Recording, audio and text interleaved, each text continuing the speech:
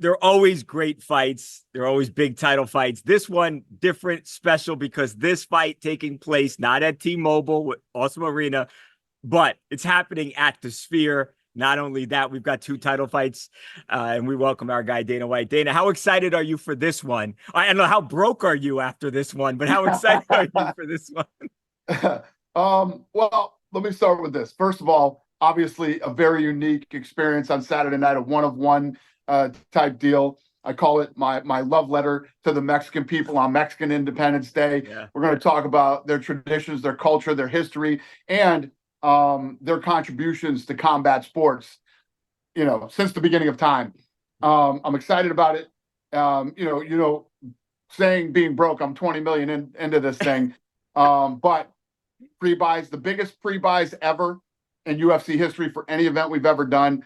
And the gate's looking like it's going to be 23 million, which is the biggest gate we've ever done. So we're going to break some records on Saturday. That's incredible. Dana, does it look any different to the people watching at home? Or does that just look like the traditional, hey, UFC card like you do week in and week out? So if you think about what we do every Saturday, right? We have an in-house live event. Then we have an event that beams out to the whole world on pay-per-view or some form of television. What we're going to try to pull off on Saturday is to give the viewers at home or in bars or wherever they're watching the experience of being in the Sphere. So we normally have 2 trucks. There's going to be 4 trucks at this one. And there's a guy named Glenn Weiss, and he's very big in Hollywood. He is like the #1, he does all the award shows. He's the best producer. When we called him and tried to get him on board to do this, he said, "You guys are nuts to try to pull this off, but I'm in." And this guy, I think by himself, has won like 14 Emmys. So he is the man. If we can do it, he's the guy to pull it off. That's amazing. How do you decide if you do this again? Because I know you've said, hey, this could be the one and only time because it does cost so much. I mean, is it what the gate is? I mean, is it how successful it is on Saturday? How do you decide if you ever do this again? No, I'm coming into. I went to the Sphere with Tom Brady. He invited me to come to YouTube with him. Had Brady not invited me, I wouldn't even have been to the Sphere yet. No so way. It's almost like this was meant to be. When you look at, then I get into a beef with MGM, and I'm under contract with them. They released me for one event to come do this. This Sphere event was supposed to happen. No matter how it plays out, this was supposed to happen. It's a one and done. I'm under contract with them, and I'll be back, with MGM after this event. But no, this is a one of one.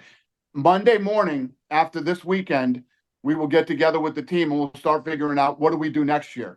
Do we go to Texas? Do we go to Arizona? Do we go to Mexico? And how do we make next? This will be a tentpole event for us. And how do we make the next one special too? Wow. I mean, that's absolutely incredible. Talk to me about the fights. You've got 2 title fights. You've got a lot of good fights here. Like you said, it's an homage to the Mexican culture and everything they've done for combat sports. What fights are you looking at, even if it's not the title fights? Well, you got to headline one of these fights with a great fight. You got Rob versus O'Malley. Tons of bad blood between these two, but more importantly, the world champion with the #1 contender, 2 of the best guys in the world in their weight class, in their prime. That's what fighting is all about. And then the co-main events, you have a true world champion who was born in Mexico, and Alexa Grasso, and then Valentina Shevchenko, who many believe is one of the greatest of all time. Their trilogy fight, it doesn't get any better than that. And then when you look at the rest of the card, there are badass matchups on this card. You can never predict or say, oh, this fight's going to be this and that. But stylistically, you look at fights, this whole card's going to be fun. Plus, once you get, when the fighters get into the Sphere and they start to feel the energy and the buzz and realize that they're part of a one-of-one event, it's all going to happen, brother. I remember asking you a long time ago, who's the next star? And you had said Francis, and you nailed that one. Sean's already a star, a superstar. Do you think he's the next guy, though, Dana? Is he like the dude that follows Conor when Conor is ultimately done fighting? And he is the guy? He's a lot like Conor in a lot of ways, that he had a lot of hype coming into the UFC. Then he had a lot of hate because he had so much hype. Then you got to go in and you got to win the key fights. Conor was able to do that. Everybody kept predicting Conor's going to lose. Conor doesn't have any wrestling. Conor doesn't have this and that. And look at Conor ended up being a two-weight world champion and, the biggest star in the history of the sport. Then you have an O'Malley who was on that same trajectory. Now it's all about winning the big fights. He's got this one-of-one show that's happening on Saturday night. He's going up against a guy that many people believe is the guy to beat him stylistically. It's all about, he's already there. It's all about winning the big fights now.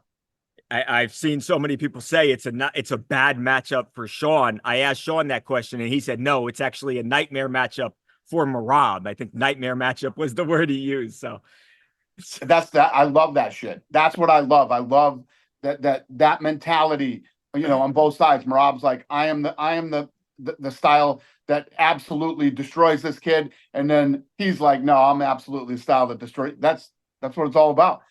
And the only way to answer those questions is to watch on Saturday, and we'll find out how it plays out.